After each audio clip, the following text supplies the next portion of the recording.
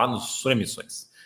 Próxima notícia, BRCR, nova alocação, mais uma alocação aqui para a gente comentar. Então, BRCR é um fundo de lajes do BTG, já foi muito criticado, a cota sofre há muito tempo, ele sofreu com vacância também, uma série de coisas aconteceram, mas temos um fato relevante positivo para o fundo. Nova alocação, não foi uma pequena alocação, foi de mais de 4 mil metros quadrados, alugados para uma empresa do ramo financeiro, não foi especificada qual, e isso foi no prédio Diamond Tower, que é esse da foto. Contrato longo, contrato de 10 anos, e isso deve impactar a receita em um pouquinho mais de 5%, o equivalente a 2 centavos por cota. Então, excelente que o fundo consegue reduzir a vacância, consegue aumentar a sua receita e consegue também ali melhorar a vacância, melhorar o portfólio dele na região que ele está ali da Shukri Zaidan. Super interessante, que vai trazer um impacto positivo para o fundo. Apesar disso, inclusive, ele caiu hoje, né? Engraçado, a gente vê uns fatos relevantes positivos, a gente imagina que vai ter um impacto positivo na cotação, mas na verdade o fundo caiu. Então isso é interessante até para a gente ver que nem sempre porque sai um fato relevante positivo, a cotação vai subir e vice-versa também. Nem necessariamente um fato relevante vai derrubar a cotação. O mercado é o mercado, enfim, leva a cotação para onde ele quiser. Vamos lá então para o grande tópico da nossa live, que é inadimplentes. VILG com Tokstok. Então a Tokstok, o VILG soltou um comunicado que a Tokstok pagou o aluguel de fevereiro. Porém, o aluguel que ela devia, que ela está ainda inadimplente, é o de janeiro. Então ela não pagou o de janeiro, mas pagou o de fevereiro. Então o fundo vai receber o aluguel, ele deve melhorar aí de novo o rendimento dele, porque ele recebeu esse valor. Mas como o aluguel de janeiro ainda não foi recebido, o fundo não vai retirar a ação de despejo. Ele vai manter a ação de despejo por conta dessa inadimplência de janeiro. Então, agora a gente continua acompanhando o caso da Tokstok e do VILG. A notícia é bem curtinha, bem simples.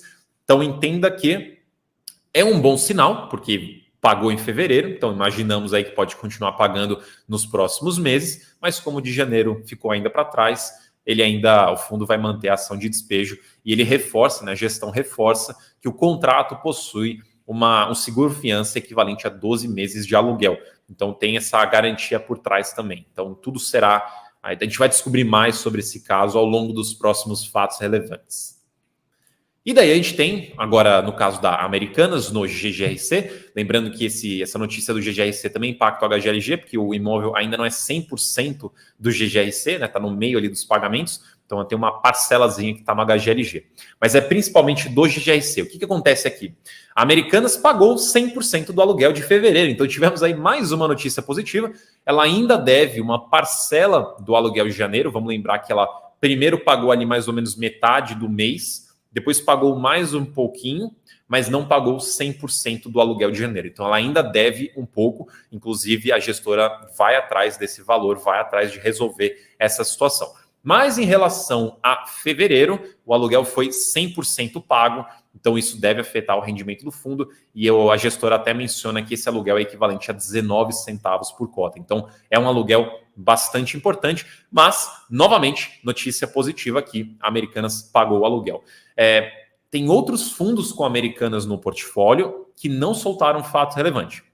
Então, assim, a gente não sabe se Americanas só pagou no GGRC, se pagou em todos. A gente vai descobrir isso ao longo dos próximos ou comunicados, ou relatórios gerenciais, ou no anúncio do rendimento, caso tenha algum impacto ali. Então, vamos acompanhando não só o caso da Americanas, não só o caso da Tokstok, mas os outros fundos também, para ver o que vai acontecer aí nos próximos capítulos. Lembrando que a Marisa é um outro inquilino que também deu problema no aluguel, e também saiu notícia, acho que foi hoje mesmo, que a Magazine Luiza teve uma denúncia anônima de uma possível fraude, acho que era, algum problema ali com alguns fornecedores, alguma coisa assim. Eu confesso que eu não li a notícia inteira, mas talvez tenhamos aí um outro inquilino para a gente ficar de olho. Por enquanto, zero problemas, não aconteceu nada, enfim, foi só uma denúncia anônima ainda, então vamos acompanhar para ver se Magazine Luiza será mais uma empresa para a gente ficar de olho ou não, porque tem vários fundos com ela como inquilino.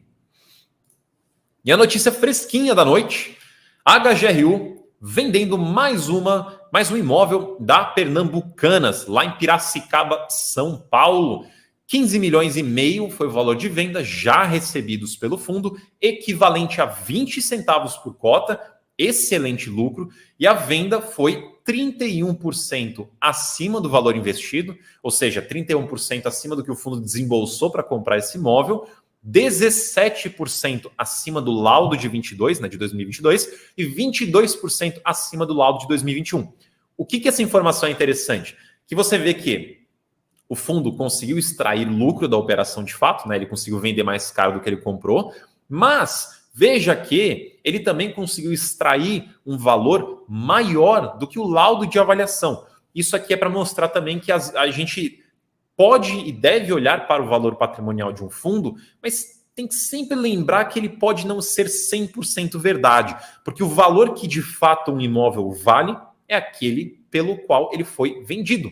Então, no caso aqui, foi vendido o imóvel, sabemos que ele vale esse valor porque alguém pagou esse valor e ele é acima do valor adquirido, acima dos 2 últimos laudos, então excelente lucro. Aqui, para quem não conhece o sistema de distribuição da Credit Suisse, do HGRU, vale lembrar que ele não vai distribuir esses 20 centavos no próximo rendimento.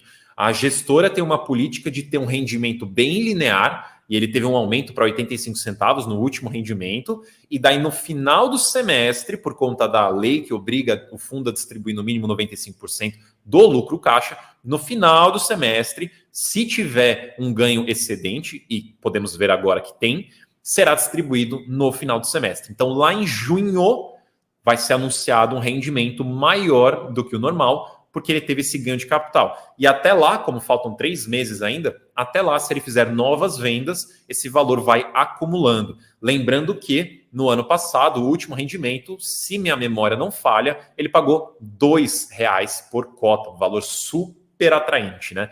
Mas lembrando que é não recorrente, ou seja, não vai ter necessariamente de novo R$2 por cota. O rendimento dele recorrente, ou pelo menos que ele paga todo mês ali, é agora 85 centavos, e lá em junho e depois em dezembro, caso também tenha um extra para distribuir, esses rendimentos tendem a vir um pouco maior.